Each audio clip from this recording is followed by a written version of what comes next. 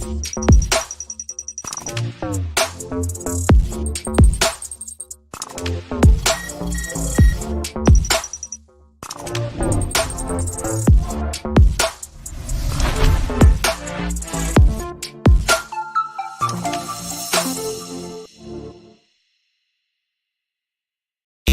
the 915 to H-Town, from the Panhandle Plains to the Valley, and everywhere in between, this is the 50/50 Podcast, powered by the 50/50 Podcast Network. Join me, Hector Cano, as we cover the Texas high school club and college soccer landscape, along with an inside look at the college soccer recruiting scene. The 50/50 Podcast is a platform about the people and for the people who are dedicated to the beautiful game. Here we go. It's another edition of the 50/50 Podcast, powered by the 50/50 Podcast Network. It is episode 121, and I'm happy to be joined. Someone we've been trying to get on here for a little bit, a couple of false starts, but we're very excited to have her here. She is Coach Stefani Webb, the senior women's administrator, as well as the head women's soccer coach of the UT Tyler Patriots. Coach, how are you? I'm doing awesome, Hector. Thanks for having me on. This is awesome. Absolutely excited to have you here. I know a few little hiccups. You had to call a little bit of an audible there, right? And we had this is the first time the guest that we have on has to have kind of an emergency podcast within the podcast. So I love it. I love it. Thank you for being here. We appreciate your flexibility, I should say. And that's one of those things that we're always preaching to our players, right, as well. So I love it. Thank you for being here, Coach. Yeah, no problem. Nothing like your internet going down and having to phone your mom and say, "Mom, can I come visit?" So what do you want? Yeah, we're up and running now and excited to be here. Awesome. Great stuff. So question right out of the gate, right before we kind of start diving into all the big things. How are things? How are you doing? What's new? Yeah, things are fantastic. Probably a little bit too hot for me right now. I'd appreciate it if it'd cool off a little bit. It's been unseasonably hot right now. But other than that, playing well, enjoying every bit of college soccer and being an assistant AD at the same time. So it's been a busy while. I can't believe it's almost October, to be honest. But yeah, things are going great. Yeah, literally tomorrow, right? October 1st. Yeah, I believe.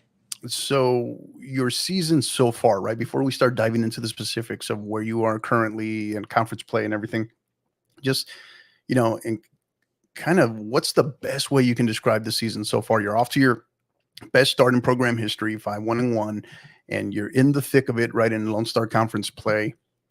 How, when you look back on it, because it's hard when you're in the middle of it, right? Because it's like you're building the aircraft as you're going down the runway. Yeah. But you have a chance to reflect on a little bit. What are your initial thoughts about your season so far?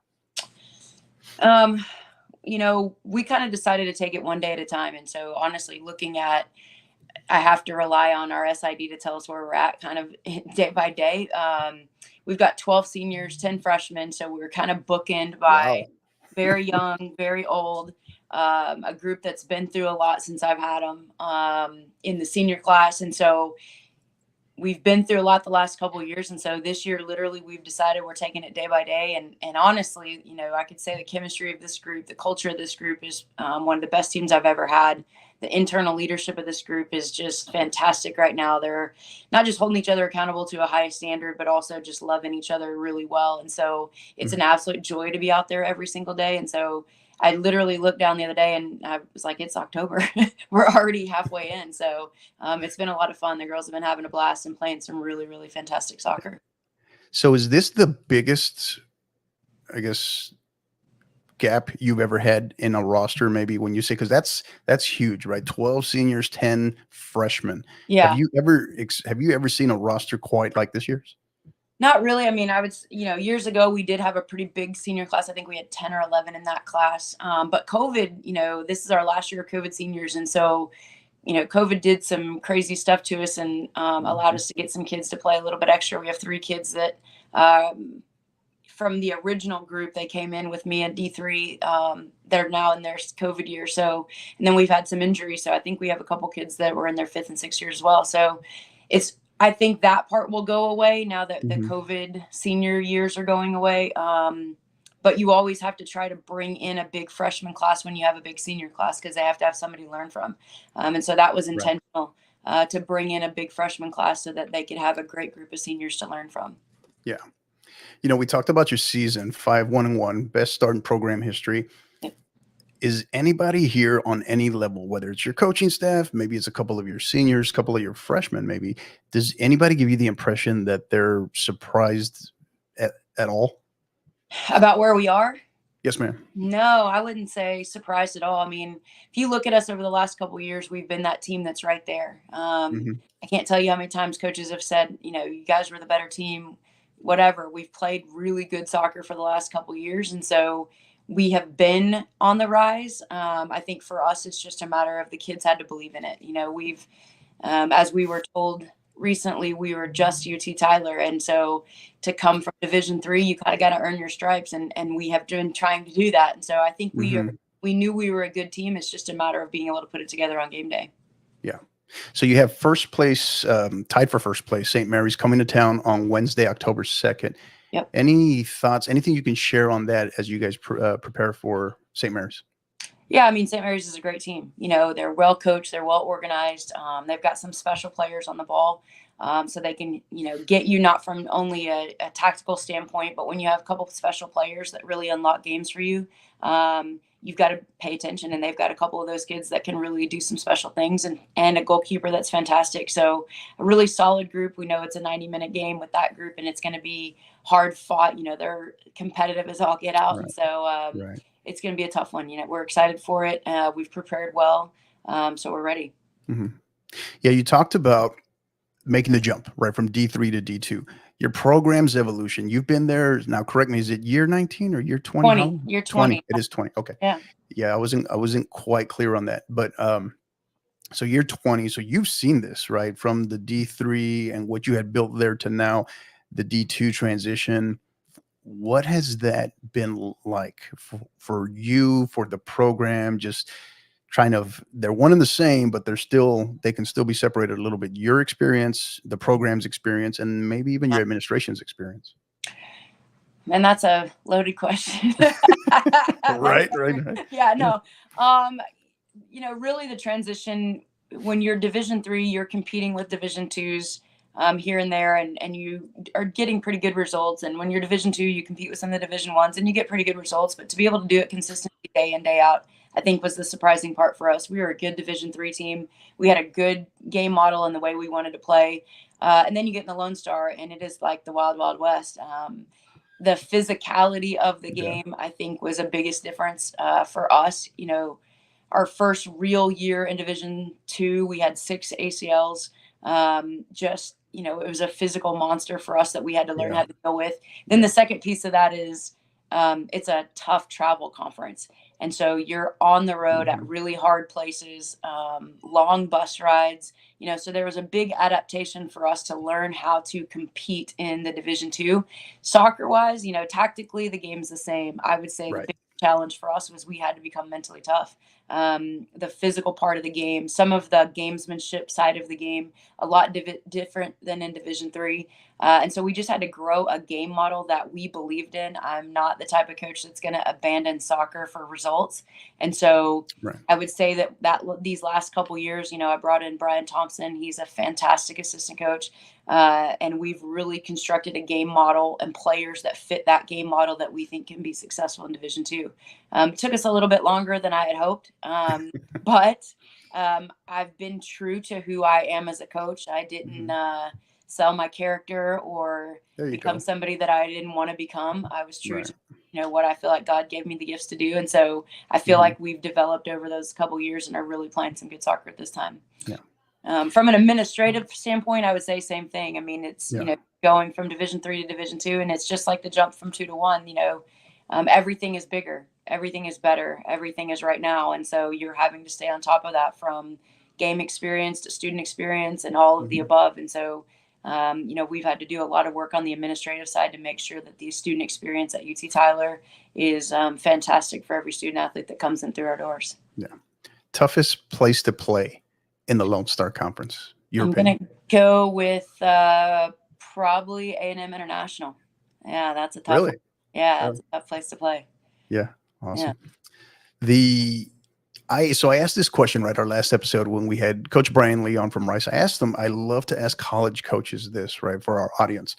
I asked them in reference to if you could describe a characteristic or a personality trait, a certain way to describe your conference, right? I asked them about the AAC as it relates to the Lone Star Conference, who many people believe it's one of the top 3 Division II conferences in the nation.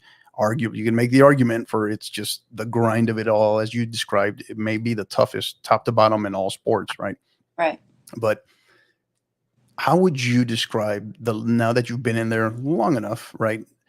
How would you describe the Lone Star Conference to somebody that's, maybe they're just joining the D2 world, maybe they're about to come into the Lone Star Conference, or maybe it's just whether it's a fan, just casual fan? How would you describe the Lone Star Conference? Freaking tough. I love that. I love that. Yeah, I mean, it's a really tough conference. I mean, you look at just last week, DBU is arguably one of the top teams in our conference every year.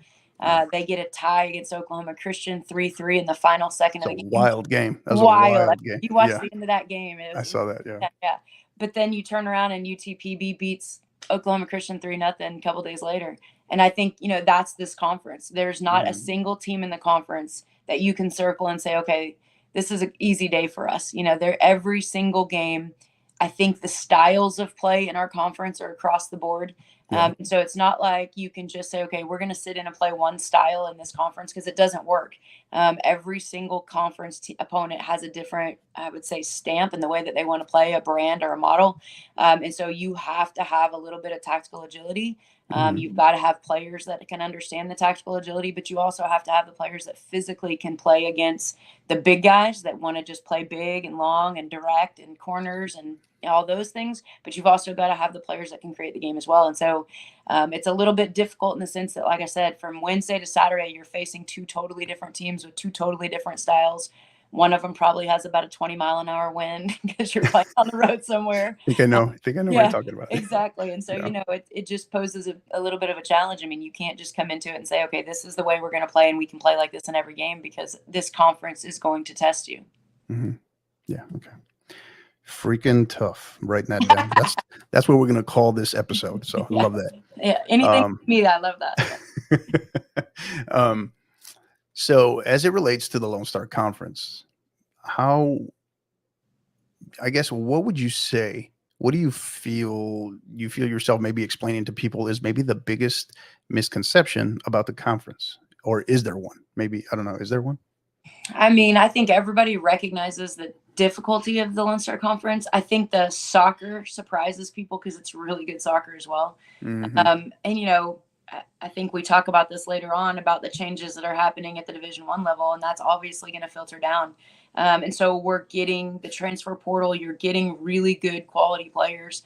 It's trickling down into Division II, and even in Division III, they're getting some really incredible players. And so the soccer in and of itself, in my opinion, this is, I think, my 29th year coaching college soccer, and it's evolved so much over the last 5 years. Maybe that's the misconception, that it's not good soccer, but it really, there's some great soccer being played at the Division II level. Yeah. It's pretty unbelievable conference in everything, which is what probably amazes me the most personally. So, thoughts on your incoming recruiting class, Coach? Where are you with that? I know you're limited in terms of what you can share, but where are you with that? How do you all feel about that? Yeah, we're excited. We have a really good class that is committed for us next year. Again, I talked about Brian Thompson coming in as my assistant. One of the biggest things that we said when we brought him in is we want to create a game model that we both believe in. Again, I said it earlier. We both love the game of soccer. And so I don't want to take the game of soccer out of our game. So there's going to have to be elements of the way that we want to play in our style. So we've created a game model that we really both buy into, and we love the way that we play, but then you got to find the players that can do it. And so, we have really worked hard on this class to make sure, number one, they're high character kids. They're high character kids off the field. They're great teammates. They're great in the classroom, but then can they play a style that we both love? Can they adapt? Can they compete? And so this is a really, really talented class that we have coming in. We're really excited about the group being able to bring in this year. Yeah. And I know you're in the thick of it in terms of your season, but anything you can share with us that you all have coming up in the coming months as far as where you will be, camps, anything you can share as far as what you have coming up down the road? Yeah, I mean, it's obviously tough in the middle of the season Right. because, especially in this conference, you're guaranteed to travel once a week. And so Mhm. a long week for us. And so it's really difficult to get out. Maybe we can get to Dallas or shoot down to Houston a little bit. But then most of it comes after season. Once you get into those November, December tournaments, we're all over all of those like everyone else. Just a little more difficult once you're in season. Right, right. Now, one of the coolest things I think about you and all of college soccer, regardless of division, is that you also serve within your athletic department there at UT Tyler as the SWA, right? The Senior Women's Administrator. Talk to us a little bit for because I know there's a ton of people that aren't very familiar with that role, right? Yep. Tell us a little bit about that. Yeah, so SWA is basically a title. The highest ranking senior administrator in the athletic department is the SWA, otherwise known as assistant athletic director. I think that's the one that's more recognizable. Mhm. And so I'm assistant AD. It's literally two full-time jobs. It is not a surprise when I work 100 hours a week. I mean, it's two full-time jobs and a half probably. But my responsibility really is student experience. And so, everything from housing to NIL to how does our game day experience affect our student athletes and the students on our campus. So really anything that goes in the student experience realm, speakers, anything that we can do that makes sure that our experience at UT Tyler is top notch and competitive with other Division Ones or Division Twos. That's kind of my realm.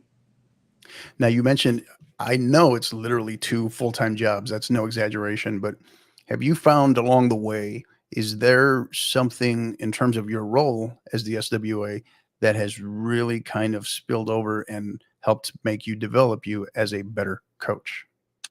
I mean, yeah, for sure. First you look at the administrative, you're talking about leading other college coaches. And so there's a big learning curve in that as well. Mhm. Every coach and every sport has their own unique style and their own unique personality. And so as a leader, your responsibility is figuring out how do you lead them, not just from them as a coaching staff, but also then, into their program. And so I work with a lot of our teams and trying to make sure that we're doing all the right things um, internally. And so it's been a lot of fun for me to learn different leadership styles, different techniques.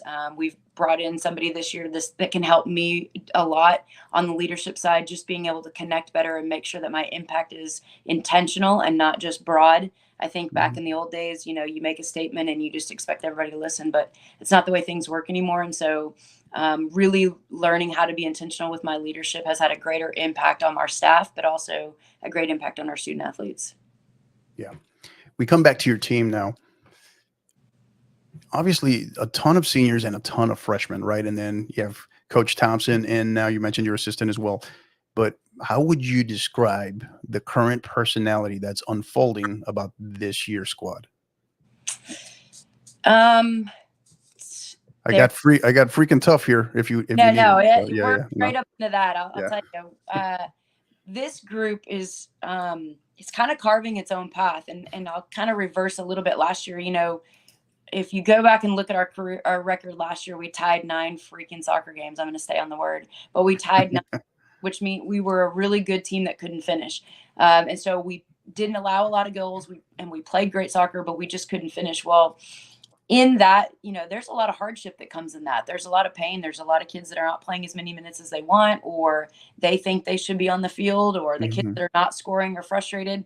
But through that, there's a lot of adversity, and the kids have to overcome that. And so what they did to reunite themselves and find a new way to love themselves and love each other is something I've never been a part of. Our internal leadership has just been fantastic. Yeah. They've kind of taken the bull by the horns and said, okay, in partnership with the coaching staff, what environment do we want to create and how do we love each other through it? And so part of their leadership is holding a standard for a new UT Tyler in terms of the way that we want to play, number one, but then number two, we say here all the time, what does it look like? What does it feel like? What does it sound like to be a UT Tyler women's soccer player? And it better look like, feel like, and sound like that at all times, whether we win, whether we lose. in the classroom, in our community. We want to create that ability for our kids to be uniquely them, but at the same time, they need to also be in love with who we are as a program. And so they have really worked hard to create a culture that loves themselves and loves each other. And it's really awesome. I mean, they're really working hard on creating the best version of yourself. So I think that piece of itself has really been transformational for this team. We had a rough one on the road this weekend, and the leadership that happened after that game was probably one of my top 5 moments as a coach. Awesome. It was amazing. It was they are not afraid to do the work. I mean, they are not afraid to do the grind. They're not afraid of the fitness. They're not afraid of all the little bitty things that we make them do as coaches. But they truly want to love each other through it, which I think is very unique. And so I think because of that, we're playing some of the best soccer we've ever played. Yeah, no doubt. It definitely translates. So, Yeah. and I love the passion there, Coach. In that, right, we utilize as a passionate coach. I know we always, if we could, we'd praise each and every one of our players all the time in public. But what is a player or two maybe that you'd like to acknowledge, or that you can share that we should know a little bit more about? That is exemplifying all of those standards that you're talking about. Yeah. So I have a group that comes to mind and then a couple of standouts. So I'm going to give you more than a couple, but my first sure, we call them the OGs. So Annabelle Westbrook, Sydney Gardner, and Brooklyn Robinson, I recruited them as Division III athletes. And right after they committed, our school said, we're going Division II. And I said, okay, just kidding, trading gears. Do you want to be Division II athletes? But we called them the OGs because I recruited them as Division III. Then they came in and then it was COVID. And so they got, unfortunately, stuck to the COVID protocol and all the horrors that happened in that COVID year with our playing and all that. But they have stuck with it and have not only redefined themselves as players. All 3 of them are just fantastic players and truly top players in Division II. But they've transformed themselves as women and leaders. And so they have been committed to the UT Tyler brand, the UT Tyler love, the way that we do things from the day that they got here. And they have just held on to that and led it so well. And so I call them my OGs. They really have been with me through thick and thin. And we've got some pretty funny stories. We went to Italy and it's been a wild ride for the last couple of years with these 3, but they have just been unbelievably committed to our program. And so big shout out to them for putting up with Coach Webb for the last 5 years.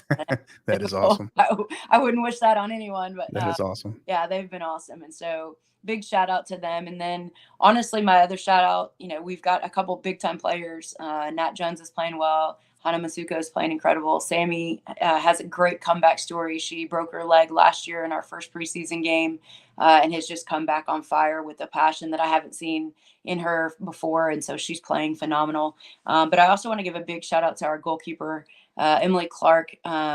She came to me at the end of last season and said, it is in my heart that we can love each other better. So how do I serve my team better to get us to where the culture is a team that loves each other first? How do we build relationships to where we can love each other first? And then she went all in. I mean, she took the bull by the horns in the spring and really led us well. And everybody kind of got on board with the build the ship. And that was kind of been our theme is, how do we build lasting relationships and not just, we're the same jersey, but how do we build lasting relationships? And I owe a big piece of that to Emily because she really stepped up and did some huge things in those moments. Wow. I love that. Absolutely love that. Great stuff. Yeah. Again, this is episode 121. We are talking to Coach Stefani Webb, the senior women's administrator and head women's soccer coach of the UT Tyler Patriots. And we'd like to think we describe you, Coach, as freaking tough. So we love that. We love that. So I'm going to stay on that one. So, yeah, please do. I love it. Yeah. we start to transition here a little bit, Coach. We talk bigger picture now, right? Everything that's going on in terms of the state of our sport, right? And particularly college soccer. And maybe you can really start to separate, right? Women's college soccer, but we'll stay with college soccer in general, right? Beyond just college athletics. But the change that I think I might know the answer to this, but you never know. The change that you thought that would never happen in college soccer that has happened. What would you say? What's the one that got you by surprise? Well, I think the roster limits for sure. I think NIL is a shocker, and I don't think any of us can understand it or explain it. I still don't know that it's 100%, how they want it to be managed and all that stuff. Right. The transfer portal, I mean, it is what it is. It's been a blessing to a lot of programs. But then you look at now at the roster limits and what's that's going to do to the Division I level, and then how does that trickle down? Really don't have a great answer, because I don't think that you'll notice all that until the transfer portal opens up at the end of the season. Right. I don't think many coaches, even at the Division I level, some of them have an idea of what they're going to do, but I know administrations are still trying to decide what they're going to do. So I really feel like it's coming down the pipe later. But I think that one's probably going to have the biggest impact on all of us. Yeah, the slippery slope, in my opinion, right? Not speaking for you, but I feel like, I've been listening to so much of it lately, where it sounds like the separation, right? What part of what many people were afraid of is the intent of NIL, right? Name, image, likeness is a good thing in terms of for our student athletes. What we're starting to see some of it materialize into is a straight up pay to play model, right? Correct. And that's the slippery slope, right? That's the slippery slope. So I don't know. It's a tough one, of more things to come, obviously, but what direction we're going to go. Obviously, a lot more legislation is probably going to be inevitable, but we'll see where that goes. What is, from the college soccer perspective, what is college soccer missing right now? Ooh, that's a deep one. What is college soccer missing? Well, if you look at the women's game right now, I mean, I don't know that I would say too much, honestly. I mean, you look at the women's game and the way that the game is being played, from the highest levels on down, it is really good soccer. I think that the NIL model does allow our student athletes to get paid, especially at the higher levels. And so you're seeing a lot of kids stay in the game. You look at some of the big power forwards right now, and some of the kids have opted not to go pro like they were doing a couple years ago, because they're getting paid more to play college soccer. And so they're staying in the game, which honestly is helping some of their development in some cases. And so I think the game right now is at a really good place. Like I said, I think the challenge we're all facing is what's going to happen once all these roster limits happen. There's only so many spots. And once you do the math, there's going to be a lot of kids that don't have places to play. And so I think that'll probably be the biggest challenge. But in terms of where we are right now, the state of women's soccer, there's some really good soccer being played. Oh, no doubt. Where is college soccer in this country? Well, not in this country, but where is college soccer in 5 years, in your opinion? Ooh. Well, honestly, I think it's going to be even better. I mean, you look at the roster limits, I think it kind of has to at the Power 4 level and above. But everybody underneath is going to benefit, because those players that maybe weren't getting the playing time that they wanted at the higher level, it's all a bounce down, right? So I think the talent level in the college game is going to grow across the board, which obviously will make college soccer better. But again, until some of these big pieces pop up and we can kind of see where everything is going to head, I'm not sure that we can really guesstimate, because who would have thought 2 years ago we're talking about, or 3 years ago, that Right. kids can get in a transfer portal. What? Right. That wasn't, like some of the things that are coming up now were not even thought of years ago. And so I say a year from now, the highest level is going to be a very talented pool, and it's already tight at the top, and it's going to be even tighter. Right. And then Yeah. down happens. Yeah, it comes up regularly here, obviously, on this podcast. Right. The amount of changes that have happened in college athletics since 2017, I mean, they're incredible compared to what just in those last 6 to 7 years versus the last 100 years, right? Yeah, It's just yeah. amazing. It's Wild. amazing. Yeah. So definitely, you talk about the wild, wild west. So shifting gears here, Coach, we got one more question for you here as we wrap up segment 1. But your thoughts, your observations, more than what you just hear, but maybe even what you see, what you notice, your thoughts on beyond the club game, obviously on the youth side, but your specific thoughts on Texas high school soccer.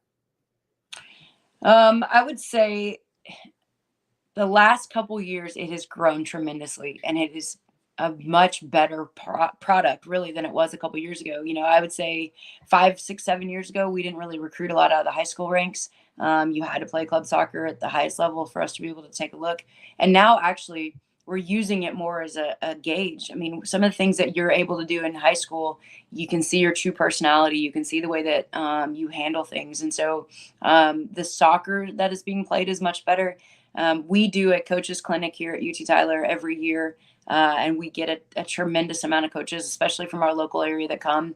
The excitement that the coaches have, 5-6 years ago, it was a football coach or whoever, the old volleyball coach that they threw into soccer. They didn't know anything about soccer.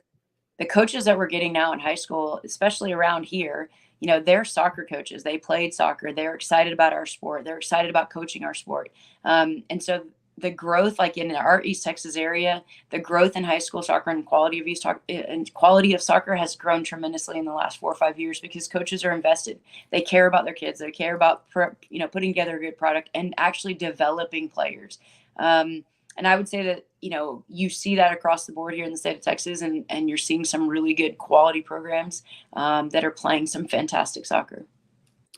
So if you could give any pieces of advice to maybe that young high school assistant, or maybe that really young, that young head coach that just got their first head coaching job, right? Yeah. Any pieces of advice from a college coach that you could share with a high school coach? Anything? Yeah, we say this to the group every year. We bring in high school coaches every year, and we tell them the most important thing is come and observe and ask a lot of questions. There are so many things that, especially those of us that have been around a while, that we do that we don't even remember why we started doing it. We just know we're doing it. But there's so many. I'm stumped every year at this high school coaches thing because the questions that they ask, I maybe haven't thought about in years because it doesn't affect our level. But the way they're asking them, warm-ups, cool-downs, periodizations, rest days, recovery days, team building, they're all things that, we can guess at it, or you can ask somebody that has experience that's been there and done that. And so, we still stay in contact. I probably get a message every week from somebody, hey, coach, good game. I saw that you whatever. What'd you think about your halftime changes or whatever? It's good for us. We get to have that conversation, but it's also really good for them because they're still trying to figure out how they see the game, how they see their leadership role, how they see their intentionality of leadership. Right. What kind of an impact do they want to make on players? And so it's not just about the X's and O's, but it's about, what kind of an impact do you want to make on those players? So when you're young, I know it's hard sometimes and you're not sure what to ask, but just ask anything. Because I think the older that we get, the better we are at being able to help mentor those that are just getting into the game. Absolutely. Well said. Well said. So don't go anywhere. This has been a great first segment, Coach. Really appreciate you. Don't go anywhere. We'll be right back with Coach Stefani Webb for the second segment, our counterattack segment, right after a quick word from our partners. We're thrilled to tell you about our world-class partners, AR Shots, your go-to destination for exceptional photography experiences in San Antonio and across all of Texas. As a seasoned professional and published photographer, Alonso Ramirez specializes in capturing the essence of your most memorable moments. From dynamic team media days and live-action game days to heartwarming family gatherings and elegant senior portraits, he makes every shot count. What sets him apart? His unwavering commitment to deliver the best customer service in the Lone Star State. With major international and professional sports event experience, AR Shots' work speaks for itself. He is dedicated to making your photography experience straightforward and enjoyable. So why settle for ordinary when you can experience extraordinary with AR Shots? Contact him today so he can turn your vision into a stunning reality. Check him out at arshots.net as well as on X and Instagram at arshots.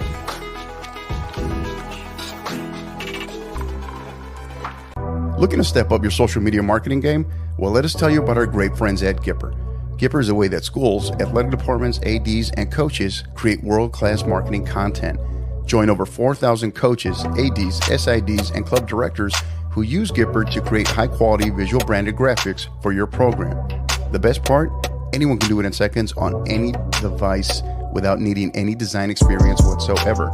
If you do have significant design experience, you're going to love this as well, as you are what they call the power user, and this is designed with you in mind as well. And just for being a listener and supporter of the 50/50 podcast, you can receive savings immediately and save 10% off any first-time Gipper purchase. Simply visit gipper.com/partner/5050 to learn more. Again, that's gipper.com/partner/5050. And then there are our great friends at Global Scarves. Both Bill and Kyle, They are the top providers of custom knitted scarves, beanies, and other fan merchandise in the U.S. All merch is fully custom with pre-designed services and free shipping on all orders. They do so much more, guys, than just scarves. Blankets, beanies, you name it. It's all designed and all customized to your specifications and needs. You can contact them at info@globalscarves.com to get any free designs or quotes built out for your school, club, or maybe even a supporters group. Simply mention the podcast or use the code #5050pod and they will be sure to take care of it. All right, and we are back, episode 121 with Coach Stefani Webb, the head women's soccer coach of the UT Tyler Patriots. All right, Coach, moment of truth. Counterattack time. We get to have fun with you, not at your expense, but with you, right? So I like to share that. So, all right, you ready? Yep, let's go. All right, first question. If you could speak any other language, which would it be and why? Ooh, I'm going to go with Spanish just because I think it would help me in so many ways, number one. Number two, did spend some time in Spain coaching, and it was an absolute blast. I wish I could have been able to communicate. Yeah. All right. Place that is on your bucket list destination before it's a wrap, place you need to go that you haven't been. For sure, Greece. That's my family heritage. Papa George is my maiden name, and so okay. On my bucket list for a really long time. Yeah. All right, good deal. Something that never fails to make you laugh. My days.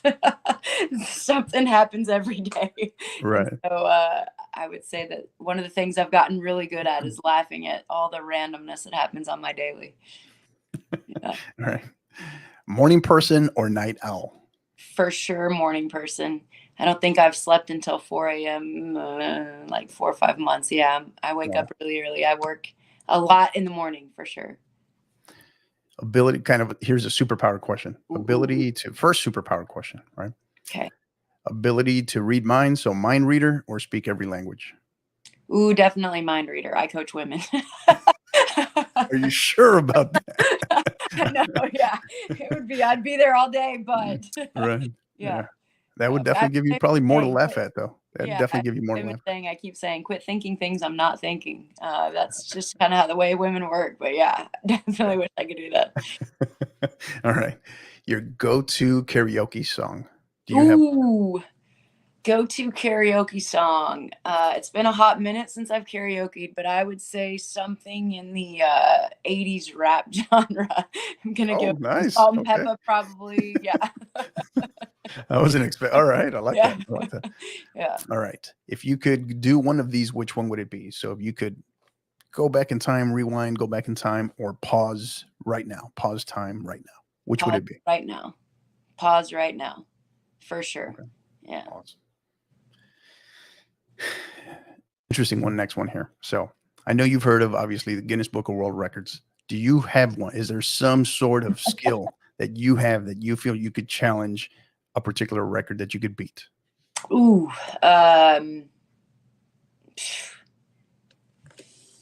no. I mean, I like to think I'm talented until you throw that one out there.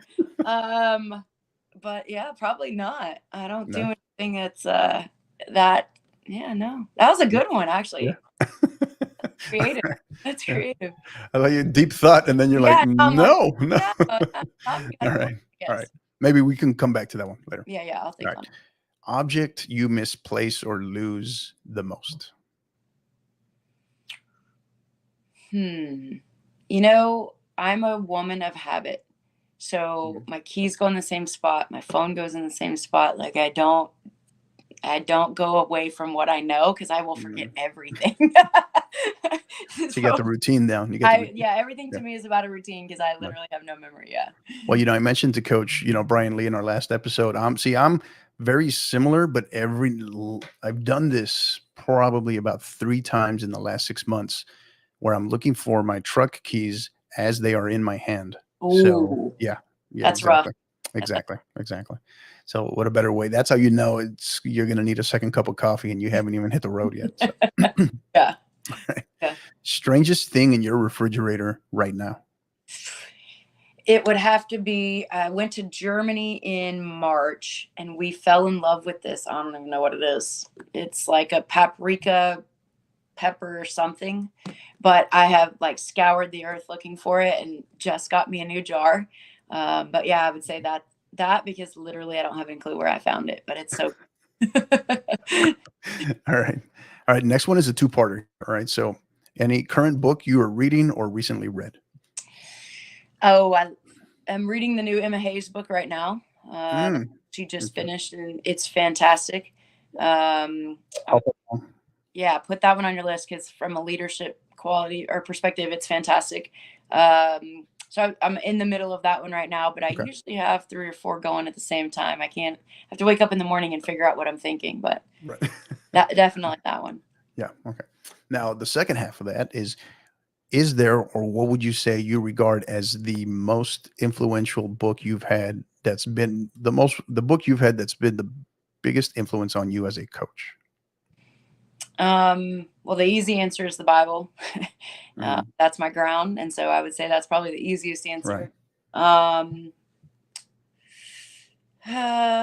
you know, I probably read 15 to 20 books a year, but I wouldn't say, there's an old book. It's called Living, Loving, and Learning by Leo Buscaglia, and I read it back when I was a really young coach, and Mhm. it basically gave you freedom and permission to jack stuff up because it's not your Right. fault, right? And it's not Right. anybody else's fault, and so it freed me a little bit as a leader. We all think we have to be a certain way or act a certain way or talk a certain way, and really we just need to be uniquely us, and lead Mhm. with intention and in the way that we can uniquely lead. And I think that book kind of empowered me to do that. And so I'd probably go way back in the day. That was like almost 30 years ago, I think I read that book. Mhm. But Wow. it's really, really Okay. impactful.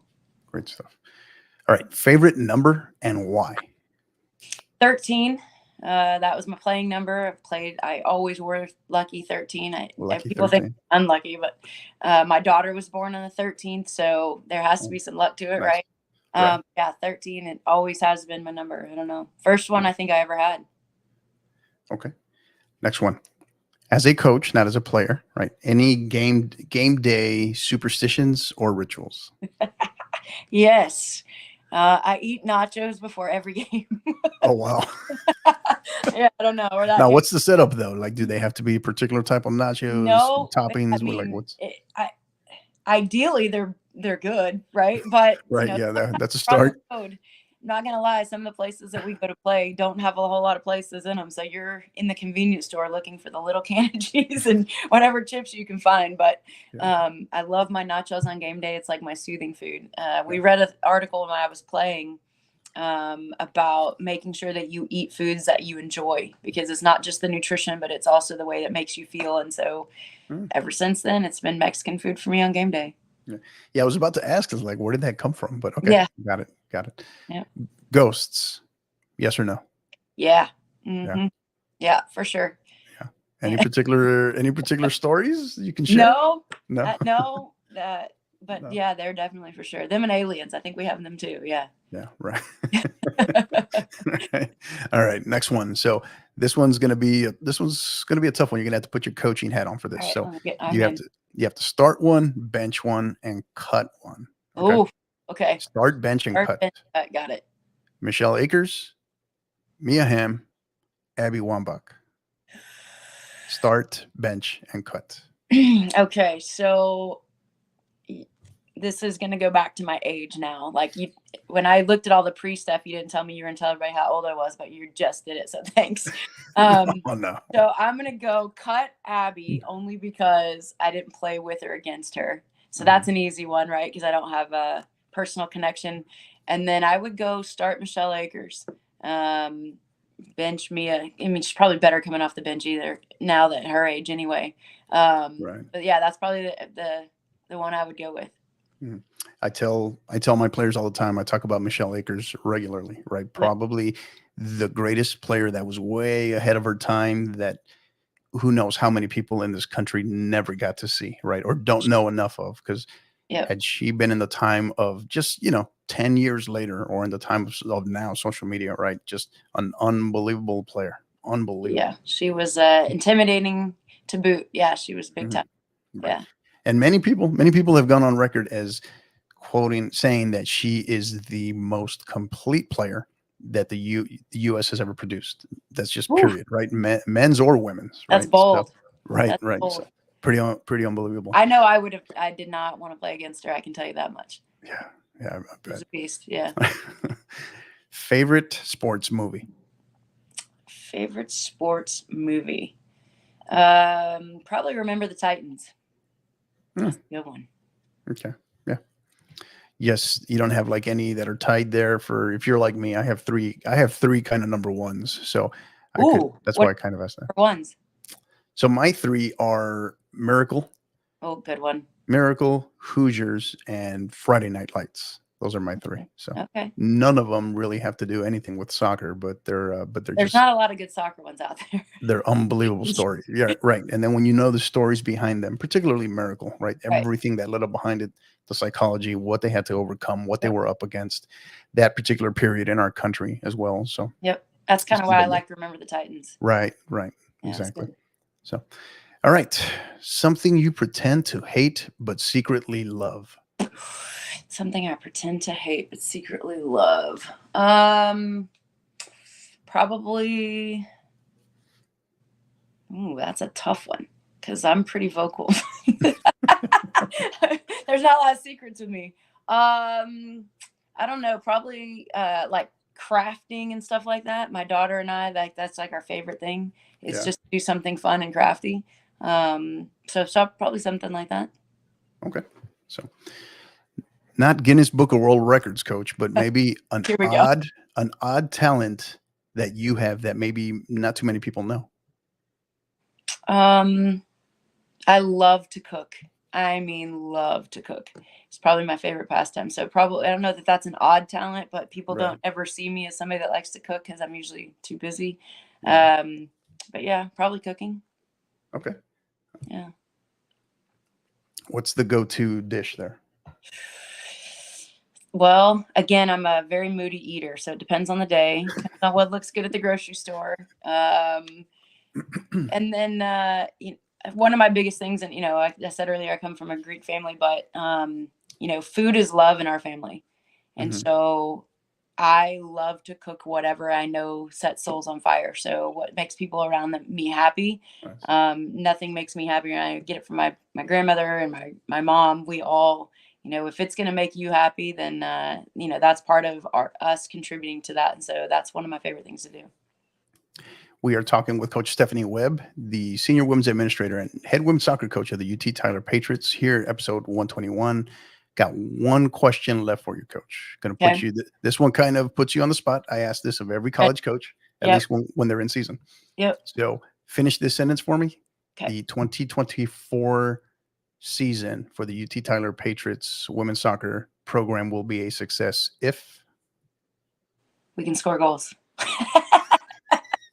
Hey, I love it. I mean,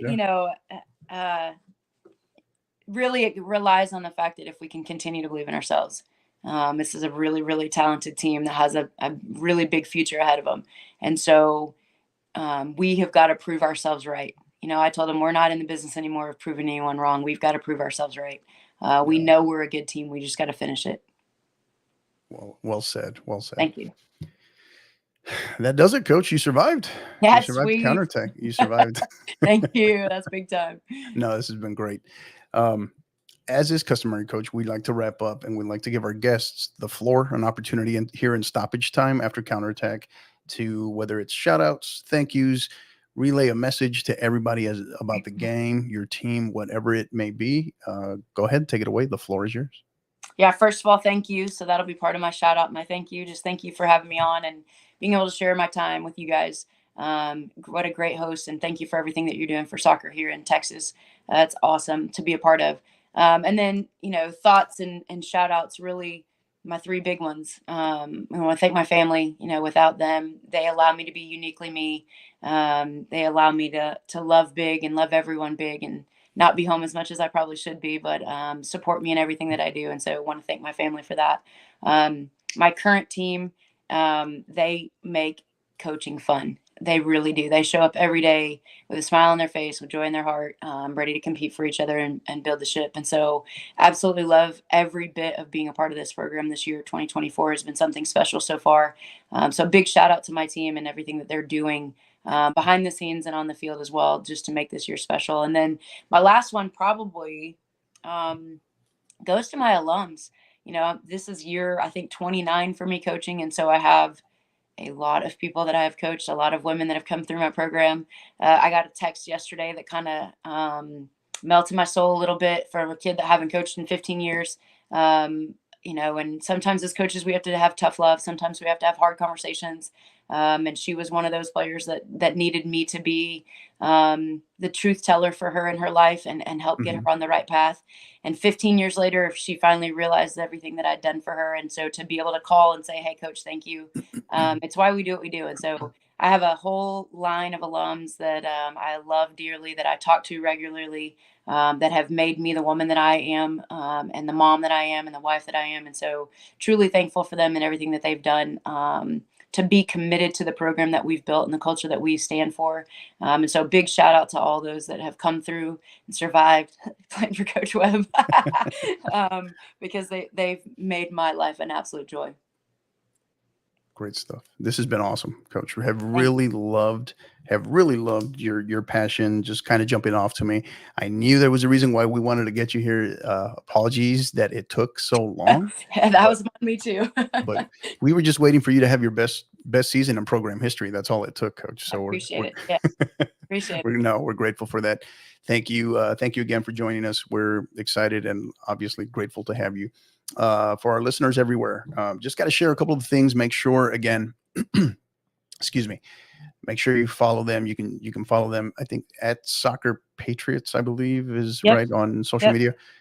Get on there, follow them, they're doing special things out in Tyler, Texas. Excited to see what the future holds for this program.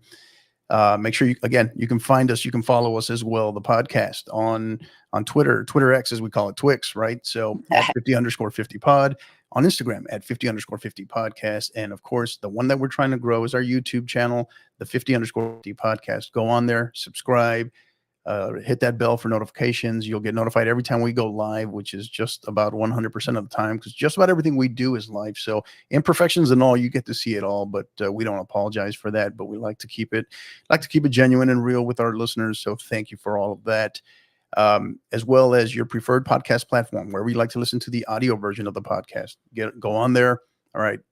Go on there, subscribe, give us a rating. If you think we're worthy of 5 stars and you think we're doing a great job, give us that rating. If you think we stink and there's some things we could work on, hey, let us know that. We'll work on that as well. So, but just give us that rating. That helps with the algorithms and getting our name out there more.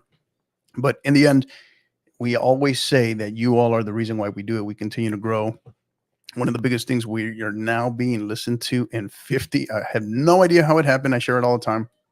Now being listened to in 50 countries around the world. So who would have thought that many people would be interested in Texas soccer, right? But somehow, some way, people are listening. So love that. Appreciate our listeners everywhere, not just in the state of Texas or around the country, but around the world. Grateful for all of you. So that is my message. That is my stoppage time. Final thoughts. So again, for Coach Stefani Webb, the head women's soccer coach and senior women's administrator of the UT Tyler Patriots, I am your host, Coach Hector Cano, and you know what to do. Until the next time, keep downloading and keep listening. You've been listening to the 50/50 Podcast, powered by the 50/50 Podcast Network. Help us continue to grow by liking, rating, and subscribing on all major podcast platforms. And don't forget to follow us on X at 50_50 pod, on Instagram at 50_50 podcast, as well as on YouTube at the 50_50 podcast. Until the next time, keep down.